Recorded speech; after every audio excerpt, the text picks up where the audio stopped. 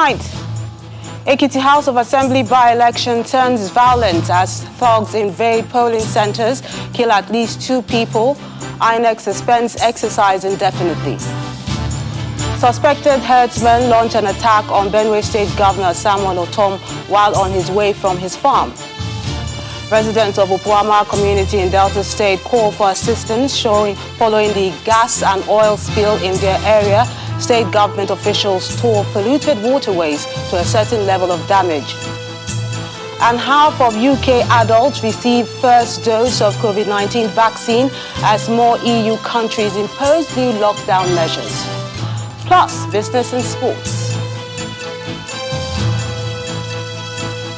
On business news tonight, Central Bank raises its COVID-19 relief fund from 150 to 300 billion naira to enable more Nigerians tackle economic impact of the pandemic.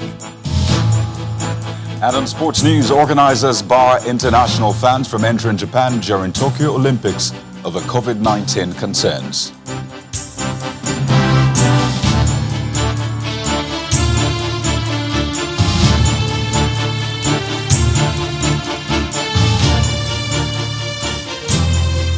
What started as a mere low-scale election to fill the vacant House of Assembly seat for Ekiti East constituency today took a new twist and grabbed national attention as at least 2 people were killed during the exercise.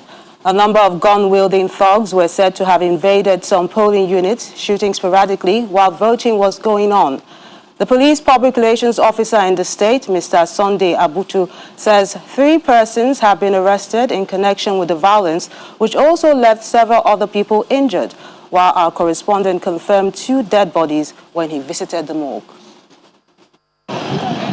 Voters in Ekiti East Constituency 1 arrived their polling units for the by-election to fill the vacant House of Assembly seat following the demise of the lawmaker representing that constituency, Honorable Olajuwon Adegui. But first, COVID-19 protocols are observed. Thereafter, accreditation and voting are done simultaneously. The electoral material arrived as early as 7 a.m. this morning.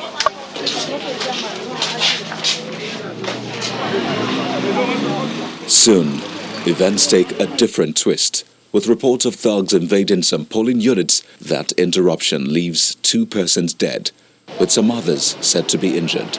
I really wouldn't understand what is happening. I don't, sincerely. Because for me, it's not worth dying for. No election is worth dying for, shedding a blood for any elections. So, I still won't believe that this has happened. And I don't want to say until we start seeing the counts of bodies. But unfortunately, not in this local government. Not in this local government. It should have been, we saw it in the morning, it was a peaceful election, for crying out loud. They just started shooting sporadically, picked the ballot box. One young boy shot with a white t-shirt, dressed like a copper, just picked the ballot box. And they were shooting as they went along. Before we knew it, a man was dead on the floor. People were screaming, Bola, Bola, Bola, yeah, yeah, Bola, Bola. I looked at Bola. They poured water on him. It was too late.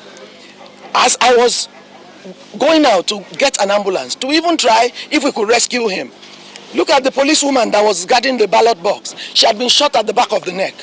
Blood was coming out from her eyes and nose and everywhere. And she was just screaming. At a stage, she kept quiet. As I was getting the ambulance, look at the youth copper. The gun had already grazed his ears. Then people started coming out from the houses with gunshots. As the parties wait for the outcome of investigations into the violence that marred the poll, it is expected that everything will be done to prevent a repeat of the action. Meanwhile, the Independent National Electoral Commission, INEC, has suspended that by-election at the Ekiti East constituency. In a statement by the resident electoral commissioner in the state, Dr. Tella Adeniro, the commission explains that the exercise started on a peaceful note, but violence erupted at about 10 a.m. at some polling units. He states that 3 voters were shot dead in one polling unit, while others sustained injuries, adding that under the circumstance, the Commission could not guarantee the safety of electoral officials and materials, as well as the credibility of the process. According to Dr. Tella, it is unfortunate that in spite of the effort of the Commission in giving Nigerians free, fair, credible and inclusive election, some people appear to be unprepared for an improved electoral process. As a result of the development, the Commission notes that the condition no longer exists for further electoral activity at the polling units and collation centers. Reactions are trailing the Ekiti violence, and the governor of the state, Dr. Kayode Fayemi, has directed the Commissioner of Police to ensure that those involved in the violence that marred the by-election are apprehended and prosecuted regardless of their party affiliation. In a statement through his chief press secretary, Governor Fayemi described the violence as unwarranted and deeply disturbing. He also commiserated with the families that lost loved ones and those injured. And in Benue State, following an attack on him by suspected herdsmen today, the governor, Mr. Samuel Otom, has vowed that he will not relent in his quest to ensure his people return to their farms and ancestral homes. The governor, who appeared visibly shaken by the incident, said the attackers opened fire on him and his team on the Makurdi-Boko Road while returning from his farm, but were repelled by his security details. While narrating his ordeal to journalists at the Government House Makurdi, Governor Otom said the herdsmen had trailed his convoy to the riverbank. I appreciate the security personnel attached to me. They were able to repel them, and they could not have access to me. And thank God for my fitness to have run for more than 1.5 kilometers without stopping. It means that God has given me strength, and I'm grateful to God. I don't have problems with any Fulani man or Fulani race, but I have problems with Fulani bandits who have vowed to take over Nigeria as their ancestral home. And I say no. Not when I'm here and when I am governor leading my state. If I can't go to the farm as governor with the entire security around me, then who else can go to farm? You can imagine the pains that we have here in Benue State. Thank God for Mr. President, who responded to my letter that anyone with AK-47 should be shot at sight. I'm yet to see that. Let me see it happening in Benue State. I have reported this to the security agencies, and I hope that this will be done so that the land will be safe for our people to go back to farm and do their work and survive and live their life. I want to call on Mr. President. I want to call on the security agencies to fish these people out. They are in the forest between Makurdi and Abensi. They are living there, and they are coming out to commit atrocities, evil, rape women, kill our people, maim them, destroy our farmlands, and do all this. And anytime our livestock God go after them, our security agencies go, they run back to the forest, across the river. Meanwhile, the People's Democratic Party, PDP, has condemned the attack on the governor of Benue State, Samuel Otom, by persons suspected to be herdsmen. In a statement by its National Publicity Secretary, the party calls on President Muhammadu Buhari to order security operatives to immediately arrest the assailants and prosecute them. The PDP expresses shock that the assailants trailed the governor and opened fire on his convoy in an attack that is aimed at eliminating him. Also reacting to the incident, the governor of Rivers State, Nyesom Wike, says the federal government will be held responsible if Governor Samuel Otom is assassinated. In a statement by his special assistant on media and publicity, Governor Wike describes the development as disturbing, warning that if the Benue State governor is killed, the country could be plunged into another civil war. Despite reports of rising insecurity across the country, especially in the northeast, the Minister of Defense insists that peace is returning to the region. He stated this when he received the House of Representatives Committee on Defense, who were on an oversight visit to his office. Our correspondent, Terry Ikumi, reports that the committee promised to look into the funding challenges of the armed forces to make them better prepared to confront the security challenges facing the country. Members of the House of Representatives Committee on Defense arrived at the Ministry of Defense on an oversight tour for the first time since the change of the nation's service chiefs. Expectedly, the issue of funding for the military outside the annual budgetary provision to meet its peculiar needs in tackling insecurity is the primary concern for the lawmakers. The envelope system currently in use for funding the defense sector is definitely inappropriate, as it does not fully address the unique needs of the military. Consequently, the House of Representatives has commenced legislative processes for the considerations of several bills in a bid to strengthen and revolutionize the defense sector. These bills are currently at various stages of consideration in the House. One of such legislations is the Nigerian Armed Forces Support Fund. The Armed Forces Support Fund is a 5-year funding plan for the armed forces, which is expected to provide regular training and equipment. The bill has killed second reading and awaits a public hearing. Meanwhile, the lawmakers are concerned about the implementation of the presidential directive for ministries, departments and agencies to ensure that they patronize local manufacturers. We expect that preference will be accorded to local producers of military equipment in your procurement process. The positive effect of this for the fight against insurgency and the economy is obviously enormous. Henceforth, therefore, this committee will demand to see the level of your ministry's compliance with this presidential order. On his part, the Minister of Defense speaks on results from collaborations between the ministry and the armed forces. I'm glad to report that the ministry, in conjunction with the armed forces of Nigeria, have continued to diligently carry out its mandate as enshrined in the Constitution of the Federal Republic of Nigeria. We have witnessed a progressive return of peace to the Northeast region ravaged by insurgency. Civil institutions that were destroyed have been rebuilt, with the internally displaced person returning home. The expectation of the lawmakers is that this interaction will yield the desired goal of overall improvement in the security sector, as the National Assembly also looks to push for the creation of a Nigerian Defense Space Force to take advantage of space and cyberspace military technology. Terry Ikumi, Channels Television News. The governor of Ebonyi State, Mr. David Umahi, is asking the youth, especially students, to shun cultism and other vices in order to build a great nation. He expressed worry over the continued cases of kidnapping, killings, and other negative behaviors exhibited by young people against the society.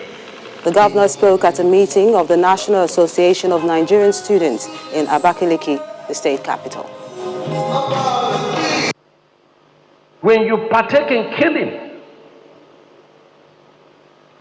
no, partaking is not when you just draw the map and they encourage and the person. Then killings will flow in your generation to 5th generation. Some people have been macheted dead by their children. Why? Whatsoever thing a man soweth, every blood cries out to the owner. What do we gain from cultism? The number of people that do cultism in our schools are very little. If the race can rise up and say there will be no cultism in this school. This is very important.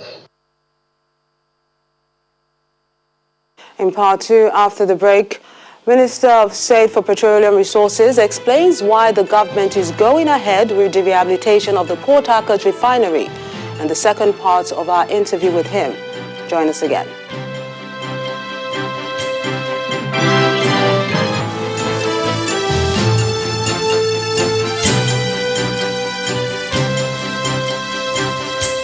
Welcome back. If you just joined us, you're watching the news at 10 live on Channels Television Lagos. A reminder of our top stories. Ekiti House of Assembly by-election turns violent as thugs invade polling centers, kill at least 2 people. INEC suspends exercise indefinitely. Suspected herdsmen launch an attack on Benue State Governor Samuel Otom while on his way from his farm. Residents of Opuama community in Delta State call for assistance following gas and oil spill in the area. State government officials tore polluted waterways to a certain level of damage. And half of UK adults receive first dose of COVID-19 vaccine as more EU countries impose new lockdown measures.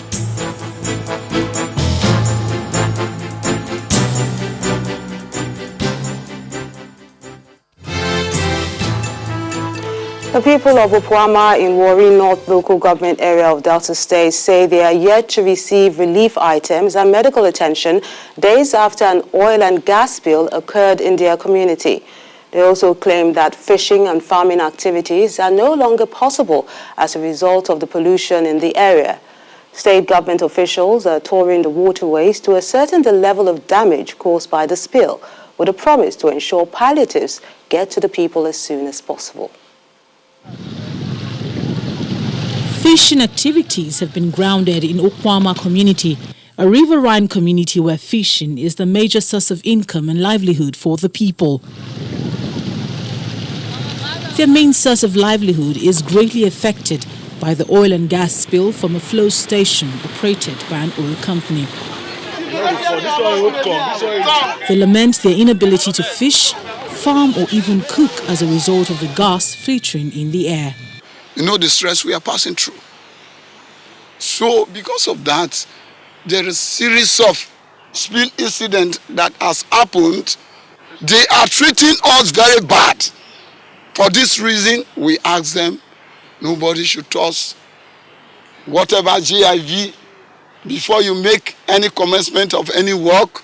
There must be treatment of people that are affecting. For the children, the elderly men, the youth, treatment. Number 2, palliative. After palliative, compensation. The state government is here to get an on-the-spot assessment of the situation. Although the crude oil spill has been contained, the impact of the spill is still obvious, especially on the waterways. The state government promises to push harder for palliatives and other relief materials for those affected. I've already discussed with the company when we got here to see how they can send palliative to the people of the community. But it's very obvious that the people are suffering. It's obvious that this is their only livelihood. Between me and you, we as a government, we still have to go back to the governor of Delta State to appeal to him to see how they can send relief material to the people of this area. A proper JIV team will come here and carry out a proper assessment to ascertain the reason why this has happened and to prevent future occurrence.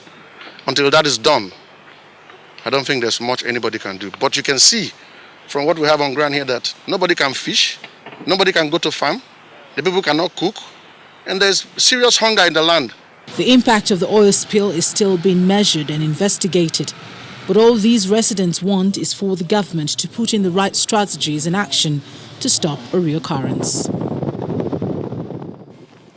The federal government is justifying the reasons why it changed its mind on an outright sale of the Port Harcourt refinery to fund the 2021 budget. In an exclusive interview with Channels Television, the Minister of State for Petroleum Resources, Mr. Timipre Silva, says it's important to make the refinery work first before considering any further action on it. At all. I mean, I know that there has been discussions about selling the refineries. There was actually a time that the refinery was actually sold, and then that decision was also reversed at some point in the history of the refinery. A lot has happened, but today the thinking is that you do not sell a refinery that is not functioning. It's not every sale that has led to a success. I mean, you know that, for example, we sold the Ajaokuta plant, steel plant. And it did not make any difference. I mean, the people who bought it only tried to cannibalize it and then tried to sell it off. So we believe that if you sell a refinery that is not working, the people who buy it might just decide to cannibalize it and sell it off. And then what are you going to say? You have sold it. So what we want to do is to ensure that the refinery is working first before we take that decision of what step to take next. And that's why we're going to fix this refinery, let the refinery work efficiently at 100%.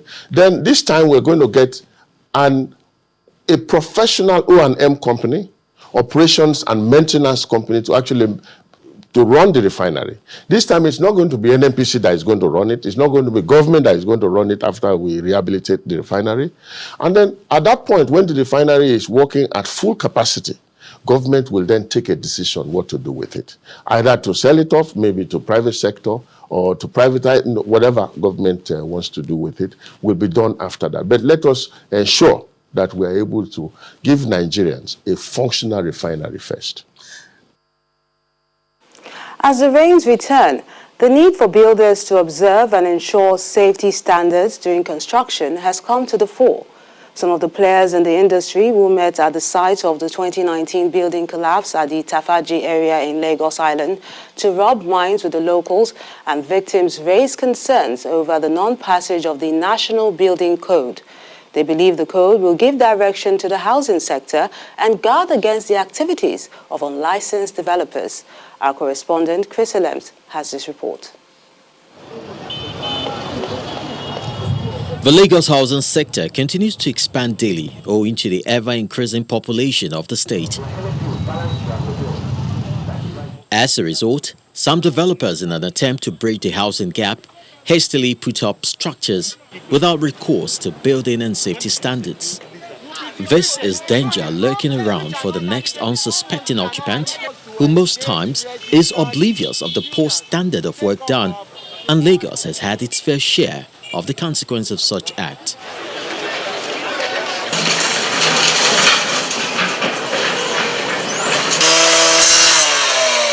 On March the 10th, 2016, a building collapse in Lekki left 30 people dead.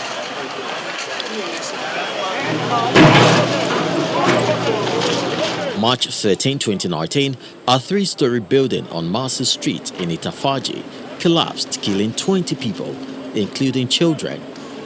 In October 2020, another incident in Obalindi resulted in the death of 8 persons, with many left injured. Again, lack of technical know-how, bad designs, foundational failure, structural defects, and substandard building materials are to blame.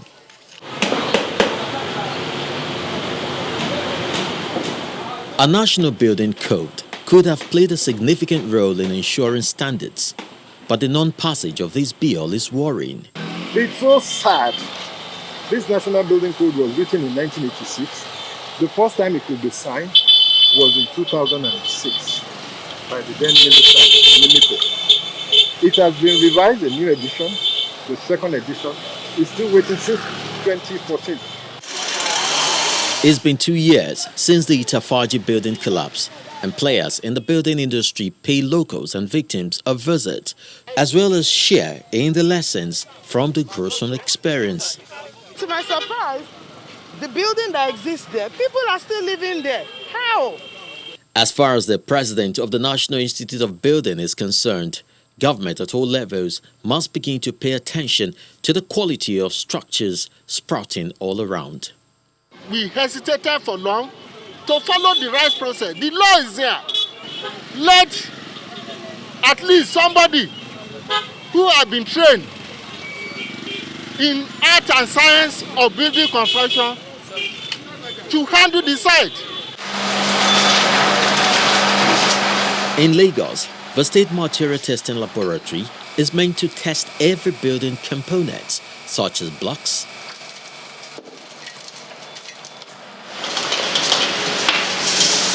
sand, chemicals, or metal before, during, and even after buildings are erected. However, some unscrupulous elements steal attempt to subvert the process. The eye of the government is on them, and they know the consequence if they are caught. A lot of aiding and abetting, and we are trying very hard, to stamp that out. A lot of quackery, conniving with counterfeiters and stuff. So it's important to protect people's lives, and that is what is key. The rains are here again, while it reminds us of so many sordid tales of building collapse. It should give us reasons to build with integrity and credibility. Chris Elems, Channels Television News. To politics now. Members of the All Progressives Congress, APC, are calling for discipline and internal democracy as critical issues that must be addressed to ensure a stronger party structure. They mentioned this at the beginning of the process of reviewing the APC constitution in the Southwest. At the event held at the Cultural Center in Abeokuta, the Ogun State capital, participants said that the review has become imperative in view of the current challenges and the need to reposition the party. Dr. Coin. The governors of Ogun, Ondo, Osun, representatives of the governors of Lagos and Ekiti, the chairman, APC Constitution Review Committee, and delegates from the Southwest states, among others, are present here to discuss possible re-engineering of the party's constitution drafted in 2014. The governors of Ogun and Osun State set the tone of the deliberations by highlighting the need for the proposed review. Our constitution requires some form of review. From the time our party was formed and upward to the present time, the party has gone through a lot of changes. At the leadership level, they thought that these changes might need to be reflected in our party constitution. Obvious lapses and grey areas that necessitated internal crisis and caused us electoral victory in some states and other needless political setbacks. The need to sustain the new status of the party as a ruling party and to continue to deliver services in a fast-pacing world in a manner that will meet people's expectations to avoid the banana peel. For the chairman of the Southwest Progressive Governors and the governor of Ondo State, Rotimi Akeredolu, and the former governor of Ogun State, Chief Segun Oshoba, it's straight to the point as they note some of the critical areas they say should be reviewed. We have met as governors and some other stakeholders in Southwest, and we resolved that, look, there are areas which are so important that the committee will have to look into. Let us make internal democracy the cardinal principle of our party.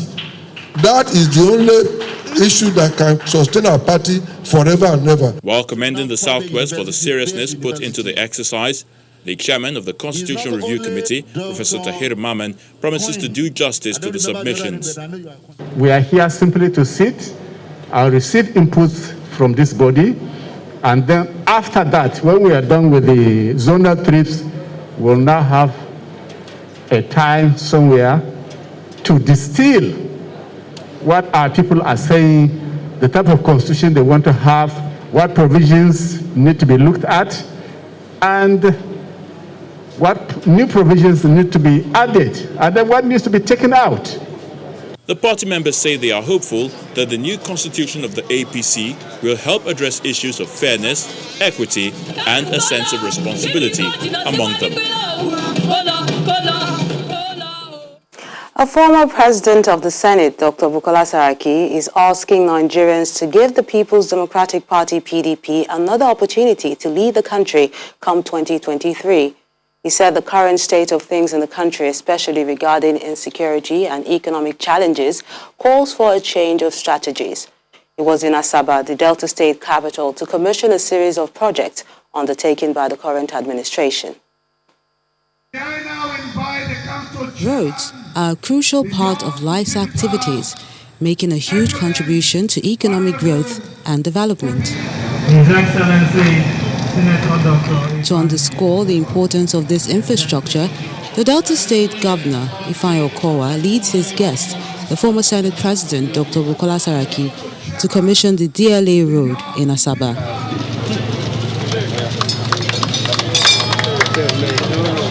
Commissioning over, Dr. Saraki asked the people to continue to support the good initiatives of the state government, while urging Nigerians to give the People's Democratic Party another shot at the presidency come 2023. So it's only a man with vision and commitment who has come to find a solution, and not a solution, superficial solution.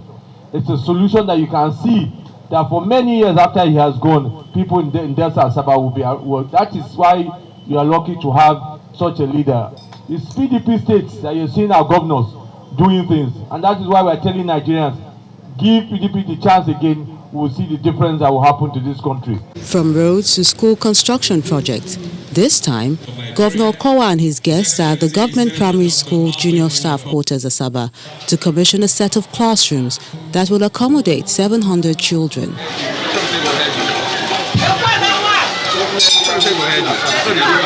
The next port of call is the Event Center in Asaba, where over 400 young girls are graduating from the state government's Girls Entrepreneurship and Skills Training Program. We will not relent until we achieve a critical mass of MSMEs that will drive the economic diversification and business competitiveness of our dear states. Cash package for you. 3 young girls distinguished themselves during the program and are given recognition awards. The next thing will be to start up my own business. Then, as I have been trained and empowered, I'll be an avenue for other young women, girls, to be trained to learn, to become better versions of themselves. Then Dr. Saraki performs the official handover of starter packs to beneficiaries spread across the 25 local government areas of Delta State. From Delta to Lagos State, where the governor has promised to complete the Beju-Lekki Link Road project.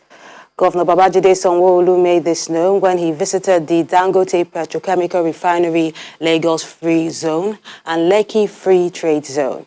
He says the investment on this corridor will create jobs for the residents.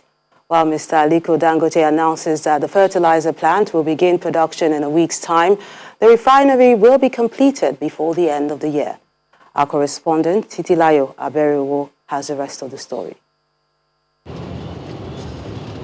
The Lagos State Governor, Babajide Sanwo-Olu, had his work cut out this weekend, embarking on a 2-day inspection of project at the Beju-Lekki corridor. His first stop is the Lagos Free Zone, engaging partners in development plan. So we are right there. You can see the 90 hectares. Yes, 90. Then he moves to the Lekki Port area to see the level of work done so far. For him, the port will help decongest Apapa when completed. An all-storage facility is also taking shape in that axis, with a storage capacity currently at 230 billion litres, which is estimated to increase to 1 billion litres in the next 1.5 years. This facility will be about the biggest in the country in terms of storage facility, and they can pump almost a whole vessel in less than 24 hours. The capacity that I'm told here is about 230 million litres, and the phase 2 of it is that they are planning to get up to 1 billion. The SPM, which will become operational in July, is sitting at a water depth of 23 meters and is able to take vessel sizes of up to 150,000 deadweight tons. The journey is not over yet. The team moves to the Dangote Refinery, a massive project also seated in the Lekki corridor.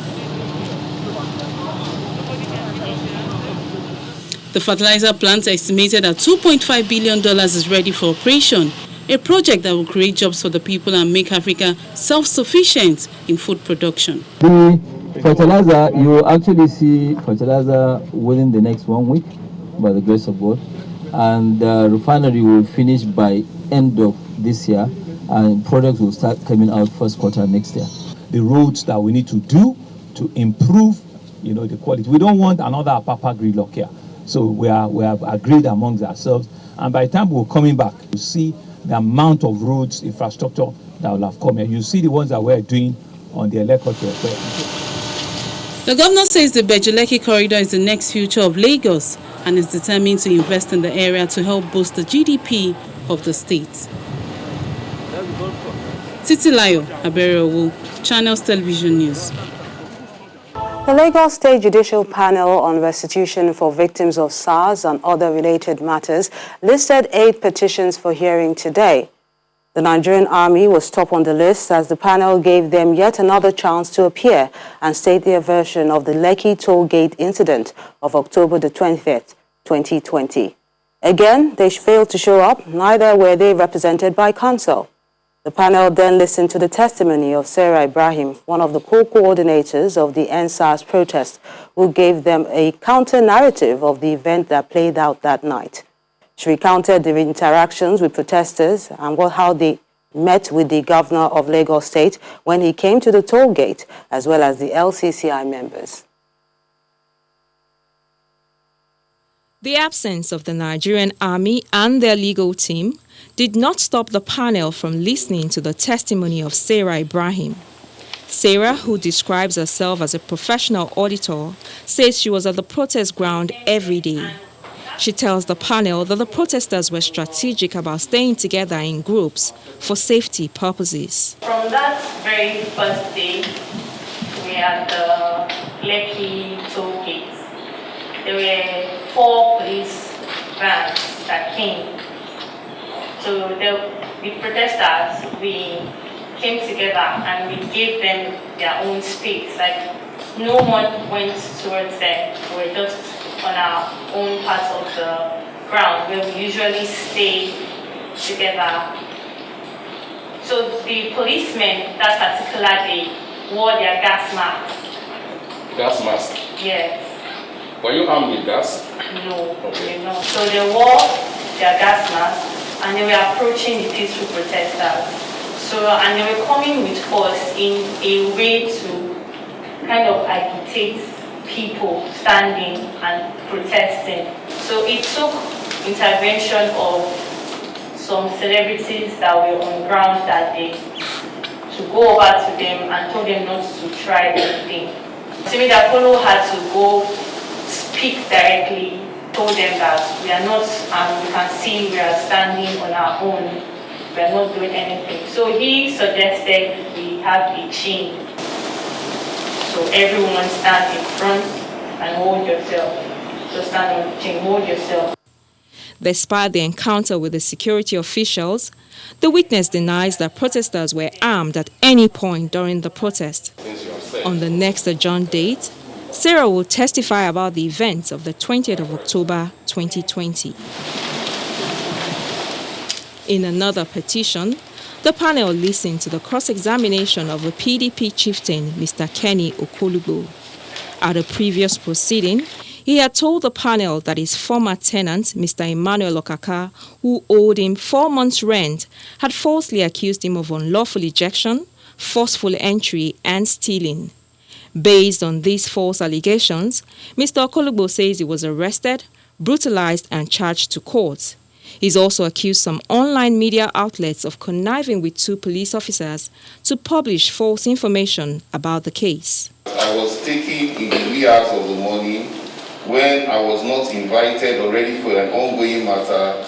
And the important thing was that the magistrate court was only entertaining COVID-related patients. I mean, because of COVID, we were only entertaining those in detention. And it was funny that they took me from my comfort of my home to lie that I was in detention. You agree with me totally that it was the case reported by your former tenant. The police investigate and they charge you to court. It was not the case. They went beyond the case. They had an ulterior motive. The ulterior motive was because they had blackmailed me into trying to pay 35 million and I didn't pay. With the petitioner now exonerated and the case struck out on the advice of the DPP, Mr. Okolubo says the Nigerian police force has greatly damaged his reputation and is asking the panel to recommend the dismissal and prosecution of the 2 police officers. He's also seeking a 30 million naira compensation for the trauma he says he suffered in the hands of the police. Shola Shoyele, Channels Television News.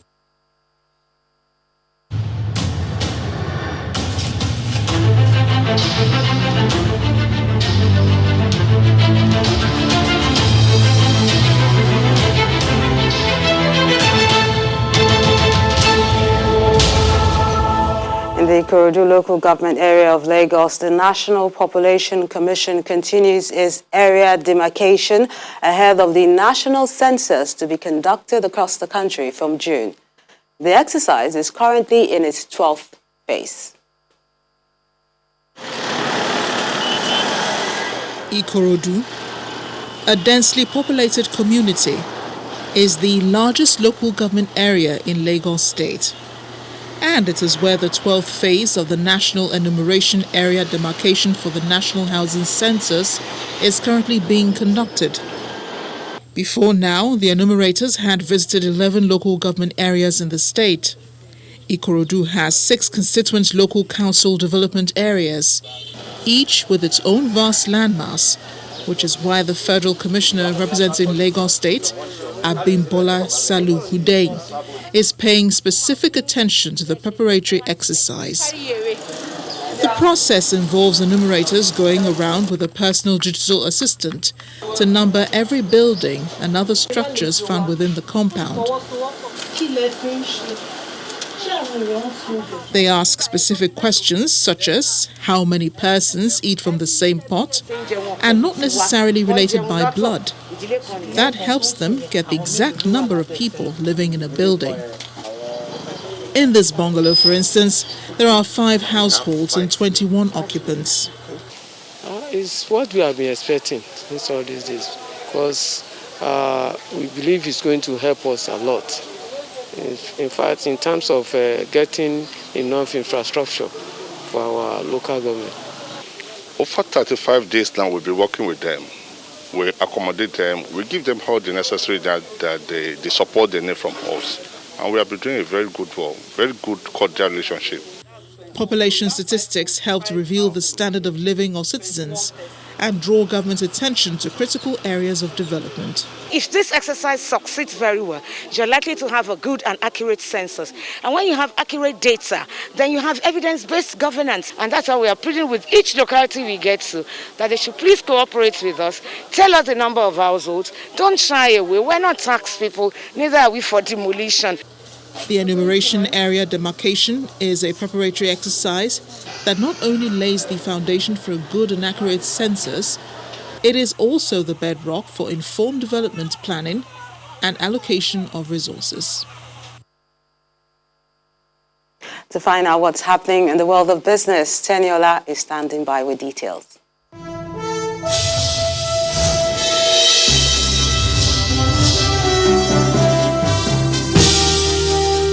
Thanks a lot, Melinda. Welcome to Business News. In a bid to cushion the economic impact of COVID-19, the central bank says it has raised its targeted credit facility for small and medium-sized enterprises, as well as households in the country, from 150 to 300 billion naira. The governor of the CBN, Mr. Godwin Emefiele, made this known today at a webinar through its Deputy Governor Corporate Services, Adamu Lamtek. He explained that the CBN decided to double the COVID-19 Pandemic Relief Fund in order to accommodate more beneficiaries, boost consumer expenditure and stimulate the economy. He mentioned that about 149.21 billion naira has so far been dispersed to 316,869 beneficiaries across the country from the stimulus package, which was set up by the Apex Bank in March 2020. Meanwhile, the CBN's Monetary Policy Committee is set to hold its second meeting for the year next week. The 2-day rates decision meeting is coming a week after the National Bureau of Statistics released the February inflation report, which has risen to a 4-year high amid record high unemployment data, which was also released recently by the NBS. However, analysts expect the MPC to keep policy parameters unchanged at the upcoming meeting. Nigeria's foreign exchange reserves remains on the downward position as it dipped by $151.21 million week to date to $34.44 billion as at March the 17th. This comes as forex outflows from the reserve surprised inflows amid improvement in the price of crude oil at the international market. Currency traders credit the continued drop on the external buffers to supply shocks, which is caused by inadequate forex inflow from various sources. And now the third trading week of March at the Nigerian Stock Exchange ended in the red, down by 0.69% as the bear continues to extend its territory into the month. The loss, which represents about 100 billion naira week-to-date drop on the equity capitalization, was caused by sell pressure on the industrial, consumer goods, as well as insurance sector key equities, which countered significant gains from their banking and oil gas sector contemporaries. Traders and analysts credit the downturn recorded at the NSE this week to cautious trading by investors due to growing economic uncertainties in the country. Meanwhile, Eternal Oil emerged best among 32 gainers. Mammoth is worst among 25 losers, while Unity, GT Bank and Multiverse Mining are top contributors to more than 2.34 billion shares traded within the week. Meanwhile, Honeywell Flour Mills has announced plans to initiate a commercial paper program and a medium-term note program. A statement from its board of directors, which was sent to the Nigerian Stock Exchange, says the commercial paper, when issued, will allow the company to refinance and restructure its debt profile as it moves into a more aggressive phase of growth in its operation. At the same time, it's expected to enable the indigenous conglomerate to meet its growing working capital requirement, as well as other funding needs required to expand operations.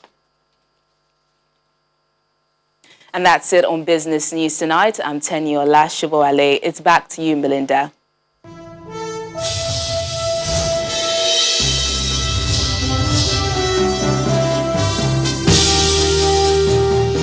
Many thanks, Teniola. Some company news now. Tolaram Group, makers of one of Nigeria's foremost toothpaste, Colgate, is emphasizing the need for healthy living in the country. Representatives of the company stated this during a community medical outreach to mark this year's World Oral Health in the nation's capital, Abuja. Medical and dental students from the University of Abuja Teaching Hospital arriving Paikonkore community in Gwagwalada Area Council on the outskirts of the nation's capital to mark this year's World Oral Health Day. The students, under the aegis of Nigeria Medical Students Association and the Nigeria Association of Dental Students, are partnering with Tolaram Group, manufacturers of Colgate, to sensitize members of the community on the essence of maintaining good oral health. It's helping us to grow more together as students and as professionals. And also, we did this to promote our brand, Colgate, and to promote ourselves, to enhance publicity around the world, across every state in Nigeria. It's a responsibility of medical students and medical profession to be able to make advocacy campaign, and while doctors treat diseases in the hospital, medical students will be preventing the occurrence of these diseases. The campaign is taken to the market, where a camp has been set up for free dental check. Dentists are on ground to offer oral advice to the residents. People use all sorts of terrible sticks to injure their mouth, their oral health. But we are preaching today, being the World Oral Day, that use a good and standard toothbrush and a toothpaste that has good fluoride and that kills cavity. We are giving out free samples also through the dental clinic for Colgate. If you have a dental condition, there's light at the end of the tunnel. Don't lose hope. There's how do I put it? There's a solution to it. So, however, in order to to avoid having issues with your oral health, you need to also make a level of effort from your own hand by ensuring that you take that hygienic aspect of your dental, health very seriously. For the residents, this advocacy serves as an impetus for them to pay attention to their oral health. They teach me something to go general hospital to go and do checkup again. And before I didn't know get that way, but now I understand some things from there. The message from the makers of Colgate is clear. Take your dental health seriously for a healthy lifestyle, and Colgate is extending this message to 31 other states across the country. For the latest in the world of sport, here's Coyote.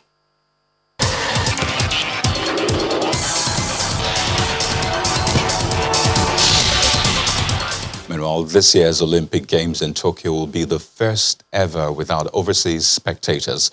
Organizers have decided to bar international spectators from entering Japan for the Tokyo Olympics as they scale back their ambitions for the pandemic event. The International Olympic Committee and the International Paralympic Committee have fully respected and accepted the decision. The IOC, together with IPC, fully respect and accept this decision having been taken by the Japanese parties not to allow overseas spectators to the Olympic and Paralympic Games Tokyo 2020, because we accept it as a necessary decision in the interest of the safety of all the participants.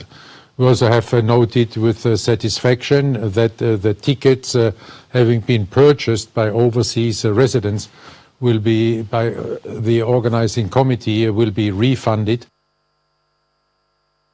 And out to football, Southampton put their Premier League troubles aside as they reached the FA Cup semi-finals by easing past Championship hosts Bournemouth. Nathan Redmond inspired the Saints, who have lost 10 of their past 12 league games with 2 goals and an assist, as they secured a 3-0 win at the Vitality Stadium. Elsewhere, goals from Ilkay Gundogan and Kevin De Bruyne ensured Manchester City progressed to the semi-finals after a hard-fought 2-0 victory over Everton at Goodison Park. Well, that's sports news for tonight. Thank you for watching. I'm Coyote Okikilo. It's back to Melinda on the news at 10.